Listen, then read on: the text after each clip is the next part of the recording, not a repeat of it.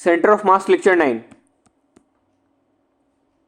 इस कॉन्सेप्ट में ये m1 मास का पार्टिकल आगे u1 वेलोसिटी से जा रहा है और ये m2 मास का पार्टिकल u2 वेलोसिटी से जा रहा है बिफोर कोलिजन, ठीक है।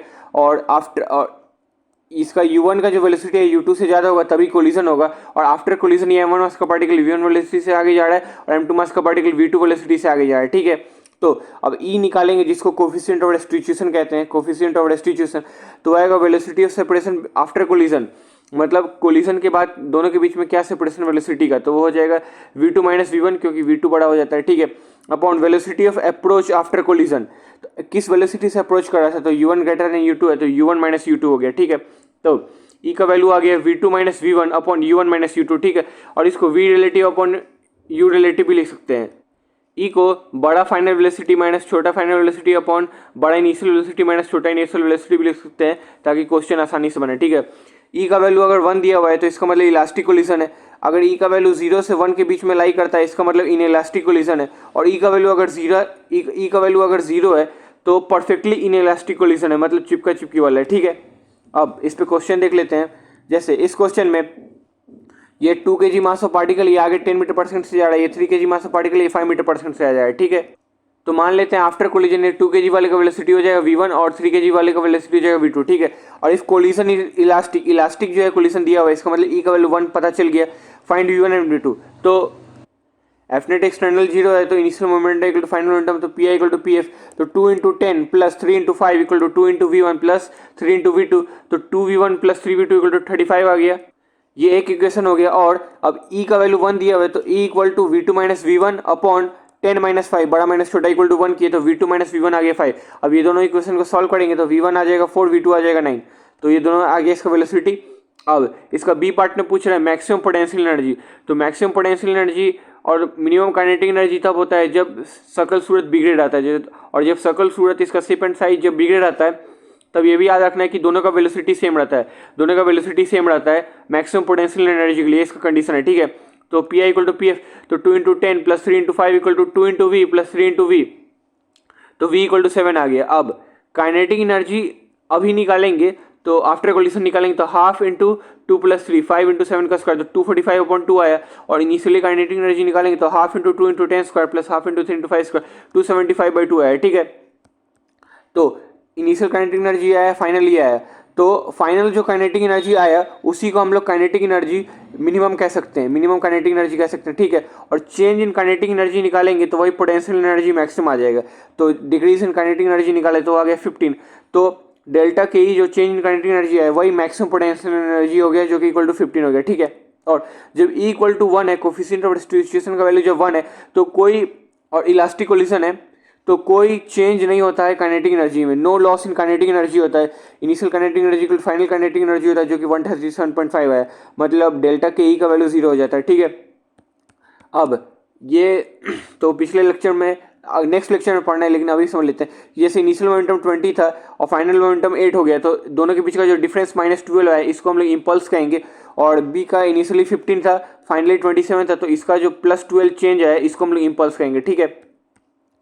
अब इस क्वेश्चन में ये 2 kg मास ऑफ पार्टिकल है 10 मीटर पर सेकंड से जा रहा है, ये 3 kg mass of particle 5 metre पर सेकंड से जा रहा है। तो ये बिफोर कोलिजन था, आफ्टर कोलिजन मान लेते हैं इसका वेलोसिटी v1 हो जाएगा, 3 kg वाले का v2 हो जाएगा, ठीक है।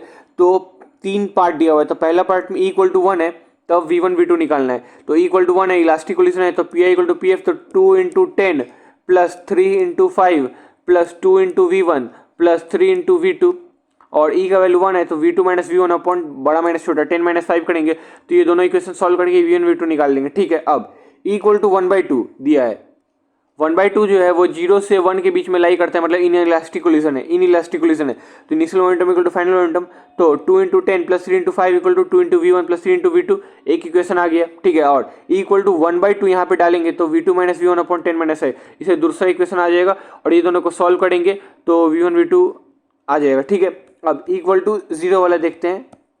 तो E इक्वल टू 0 मतलब परफेक्टली इनइलास्टिक कोलिजन, और परफेक्टली इनइलास्टिक कोलिजन में आफ्टर कोलिजन 2 kg 3 kg मास जो है दोनों चिपक जाएगा, सिस्टम का मास हो जाएगा 5 kg और दोनों सेम वेलोसिटी से जाएगा, ठीक है।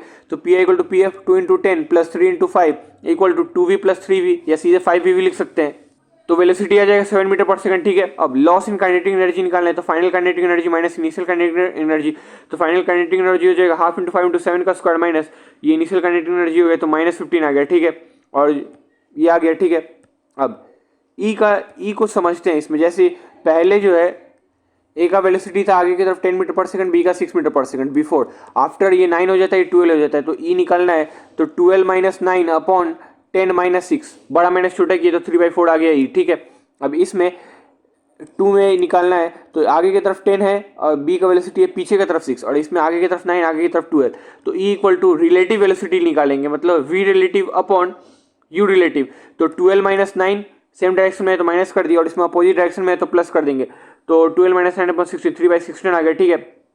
अब यहाँ पे ए का वेलोसिटी इस डायरेक्शन में 15 है, इस डायरेक्शन में 5 है, और बिफोर कोलिजन आफ्टर कोलिजन ए का इस डायरेक्शन में 6 है, इस डायरेक्शन में 4 है, तो अगर रिलेटिव वेलोसिटी के अगर सेम डायरेक्शन है तो वेलोसिटी को माइनस कर देंगे, और अगर अपोजिट डायरेक्शन है तो वेलोसिटी को प्लस कर देंगे, ठीक है। जैसे यहाँ पे सेम डायरेक्शन था तो 12 - 9 किए, और यहाँ पे अपोजिट डायरेक्शन है तो ई इक्वल टू 6 + 4 10 अपॉन 15 + 5 20 कर दिए तो 1/2 आ गया, ठीक है। और इसको फॉर्मूला से अगर लिखेंगे तो E equal to V2 - V1 upon U1 - U2 लिख सकते हैं, तो ये 4 - 6 अपॉन 15 - -5 आ जाएगा, मतलब V relative upon U relative करना है, रिलेटिव वेलोसिटी निकालना है, ठीक है। अब जैसे इस क्वेश्चन में ये 2 kg मास का आगे की तरफ वेलोसिटी है 10 मीटर पर सेकंड, और इसका बी भी 2 kg मास का ये उसका आगे की तरफ 6 मीटर पर सेकंड, दोनों टकराता है तो इसका वेलोसिटी V1 हो जाएगा आफ्टर कोलिजन, इसका V2 हो जाएगा, ठीक है। तो पहले केस में पूछ रहा है E = 1 मतलब इलास्टिक कोलिजन है, और फाइंड मैक्सिमम पोटेंशियल एनर्जी पूछ रहा है, तो मैक्सिमम पोटेंशियल एनर्जी पूछ रहा है, तो ये तो तभी होगा जब ए और बी का शकल सूरत बिगड़ा होगा, और इसके लिए कंडीशन है कि दोनों का वेलोसिटी जो है सेम होगा, ठीक है। तो उसके लिए 2 × 10 + 2 × 6 मतलब 32 = 2 + 2 4 × V, तो वेलोसिटी 8 मीटर पर सेकंड आ गया, ठीक है। अब इनिशियली काइनेटिक एनर्जी इसका 136 था, हाफ इंटू mv² से निकालेंगे तो, और फाइनल काइनेटिक एनर्जी निकालेंगे तो हाफ इंटू 4 × 8 128 आ गया, ठीक है। तो पोटेंशियल एनर्जी मैक्सिमम निकालना है तो होगा चेंज इन काइनेटिक एनर्जी, मतलब 136 - 128 आ गया, ठीक है। अब E = 1/2 है, तो find V1 and V2 and loss in kinetic energy, तो इसको नेक्स्ट स्लाइड पे देखते हैं। अब यहाँ पे E = 1/2 दिया है, मतलब 0 से 1 के बीच में लाई करता है, तो इनइलास्टिक कोलिजन है, तो इसका आफ्टर कोलिजन V1 वेलोसिटी हो जाएगा, V2 हो जाएगा, तो इनिशियल मोमेंटम = फाइनल मोमेंटम, तो 20 + 12 = 2V1 + 2V2, तो V1 + V2 = 16 आ गया, ठीक है। और अब E = 1/2 = V2 - V1 अपॉन, दोनों सेम डायरेक्शन में है तो 10 - 6 4 किए तो V2 - V1 2 आ गया, तो V2 और V1 आ गया, ठीक है। अब change in loss in kinetic energy निकालना है, तो इन इलास्टिक में तो होता है लॉस, तो काइनेटिक एनर्जी इनिशियल 136 है, फाइनल जो है 130 आ गया, तो लॉस इन काइनेटिक एनर्जी जो 6 मीटर पर सेकंड आ गया, ठीक है। अब E = 0 दिया हुआ है, मतलब परफेक्टली इन इलास्टिक कोलिजन है, तो फाइंड मैक्सिमम लॉस, इसमें जो लॉस होगा काइनेटिक एनर्जी को मैक्सिमम होगा क्योंकि चिपका चिपकी है, तो चिपका चिपकी वाले में वेलोसिटी सेम होगा, तो वेलोसिटी 8 आ गया। अब इनिशियली 136 था, फाइनली 128 आ गया, तो loss in kinetic energy 8 metre पर सेकंड आ गया, ठीक है। तो अब इसका आंसर निकल गया। अब लॉस इन काइनेटिक एनर्जी के लिए फॉर्मूला भी याद कर सकते हैं कि लॉस इन काइनेटिक एनर्जी है वो होता है half into mu into you relative का स्क्वायर, ब्रैकेट में 1 - E का स्क्वायर, और जो म्यू है इसको रिड्यूस्ड मास कहते हैं, और ये होता है m1 m2 upon m1 + m2, ठीक है। अब इसको फॉर्मूला को अप्लाई करके देखते हैं, जैसे ये 2 kg मास था, 2 kg मास था, ये 10 मीटर पर सेकंड से आता है, 6 मीटर पर सेकंड से आता है, E = 1 था, तो अगर इलास्टिक कोलिजन है तो कोई लॉस होगा ही नहीं काइनेटिक एनर्जी में, और अगर इन इलास्टिक कोलिजन है तो लॉस इन काइनेटिक एनर्जी निकालना है, तो half into 2 × 2 upon 2 + 2 × 4 square into 1 - 1/2 का होल स्क्वायर, तो 6 आ गया। E = 0 है तो half into 2 × 2 upon 2 + 2 × 4 square upon into 1 - 0, तो 8 आ गया, ठीक है। तो ये फॉर्मूला याद रखना है। अब इस फॉर्मूला को इस क्वेश्चन में अप्लाई करके देखते हैं, ये 6 kg मास था पार्टिकल का, ये 19 मीटर पर सेकंड से जा रहा है, ये 3 kg मास था पार्टिकल का, ये 9 मीटर पर सेकंड से जा रहा है, E = 1/2 है।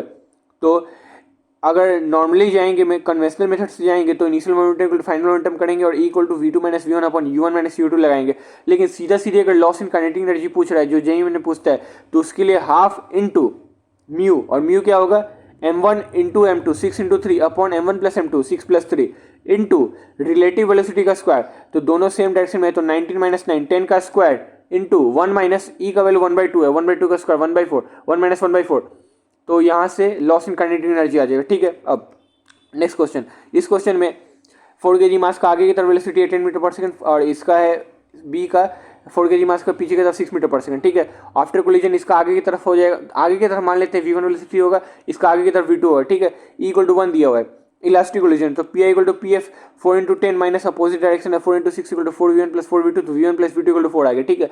अब कोएफिशिएंट ऑफ रेस्टिट्यूशन लगाएंगे, E = 1 = v2 - v1 upon opposite direction था तो 10 + 6 16 कर दिए, तो यहाँ से v2 और v1 आ गया, ठीक है। इसका मतलब कि पहले ए का वेलोसिटी आगे की तरफ 10 था, बी का वेलोसिटी पीछे की तरफ 6 था, और इसको अगर ड्रॉ करेंगे डायग्राम को, तो ए का पीछे की तरफ 6 आ गया जो कि बी का था, और बी का आगे की तरफ 10 आ गया जो ए का था, मतलब वेलोसिटी इंटरचेंज हो गया। मतलब जैसे अगर इलास्टिक कोलिजन में मास सेम है तो वेलोसिटी इंटरचेंज होता है, जैसे इसका भी एम मास है, इसका भी एम मास है, तो ए का आगे की तरफ 15 था, बी का पीछे की तरफ 15 था, तो बी का आगे की तरफ 15 हो जाएगा और ए का पीछे की तरफ 19 हो जाएगा। ए का आगे की तरफ 6 था तो बी का आगे की तरफ 6 हो जाएगा, और एम मतलब बी का आगे की तरफ 2 था तो ए का आगे की तरफ 2 हो जाएगा। मतलब इफ मास सेम तो वेलोसिटी जो है वो इंटरचेंज हो जाता है, ठीक है, अदला बदली हो जाता है। If mass is same in elastic collision and head on collision, तो वेलोसिटी जो है वो इंटरचेंज हो जाता है, ठीक है। अब जैसे इसका ये भी पढ़ सकते, इसको यहाँ भी अप्लाई कर सकते हैं, जैसे ये एम मास का पार्टिकल है, वी वेलोसिटी से जा रहा है, और ये एम मास का पार्टिकल है रेस्ट पे। रेस्ट पे इसका क्या मतलब हुआ कि इसका वेलोसिटी 0 है, तो इसका वेलोसिटी 0 था तो अब इसका हो जाएगा, और ये वी वेलोसिटी से पहले जा रहा था तो अब ये वाला वी वेलोसिटी से जाएगा, ठीक है। जैसे कैरम बोर्ड में होता है ना कि स्ट्राइकर से वाइट या रेड गोटी पे मारते हैं ब्लैक पे, तो जैसे ही मारते हैं तो स्ट्राइकर तो रेस्ट पे आ जाता है, लेकिन गोटी जो है वो जाके पिल जाता है कैरम बोर्ड में, ठीक है।